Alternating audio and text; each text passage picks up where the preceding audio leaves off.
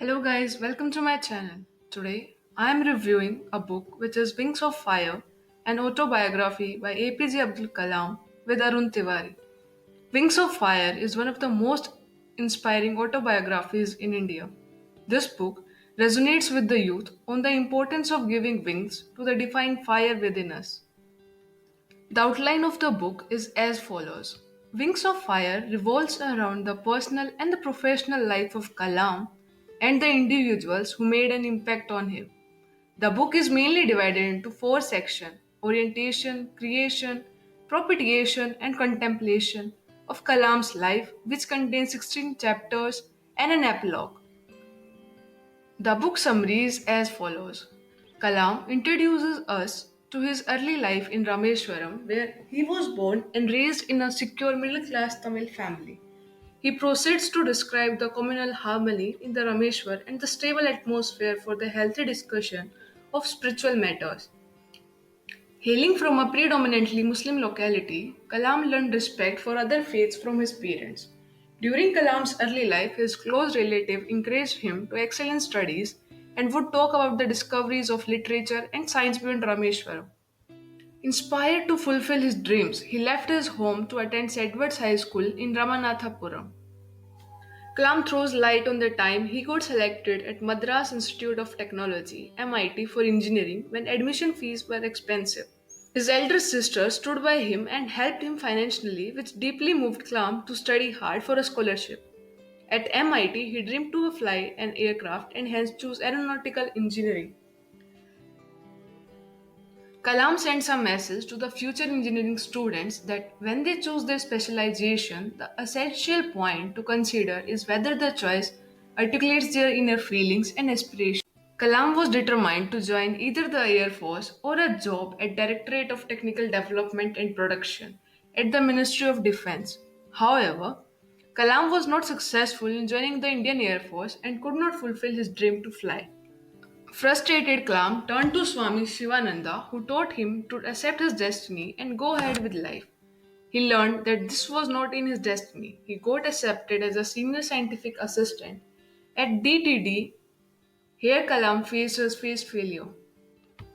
His indigenous hovercraft Nandi was shelved by a new ministry which favored imported hovercrafts.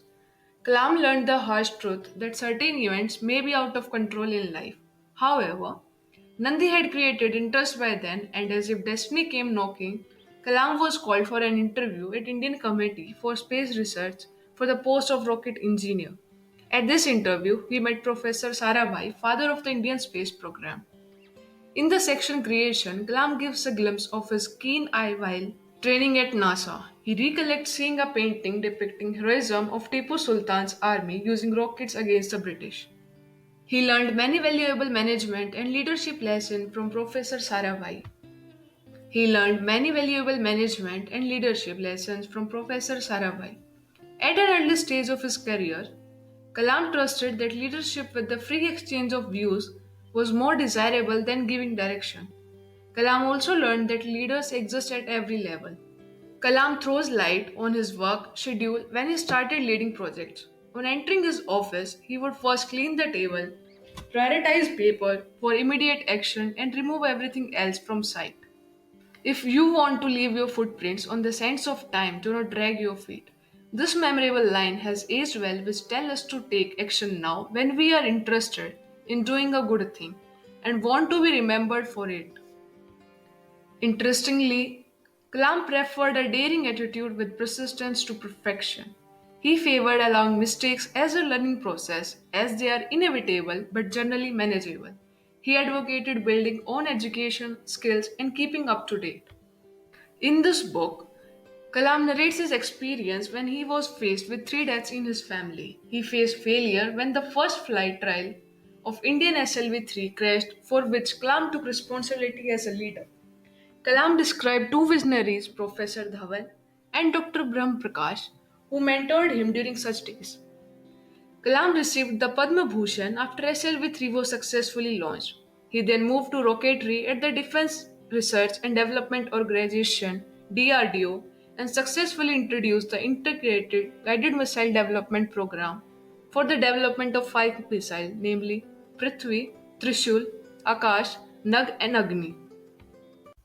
On the successful launch of India's missile program, Kalam received the Padma Vibhushan. Despite repeated failures faced, Kalam always maintained that failures are seeds of further learning and emphatically believed that India can be a technological leader. I will review this book on the four bases. The first is storyline, and to storyline I will give 5 star. Second is character, to which I will give 5 star. The third is writing style, to which I give 4 star. And the last is summary, to which I will give 4.5 star. I will recommend this book for everyone who are looking for inspiration in life. The book starts off interestingly with a reminiscent narrative of early India's and Kalam's boyhood. Throughout the book, a host of genius people in space research and rocketry have been mentioned in good detail. It also contains inspirational poems written by Kalam and some of. If you want to get your hand on this book, then the link is given down below. And if you have read this book, then I would love to know what you thought about this book. Let me know in the comment section down below. I end this review by rating this book 4 stars. If you like the video, then please like, share, and subscribe to our channel so that you are notified for the upcoming new videos.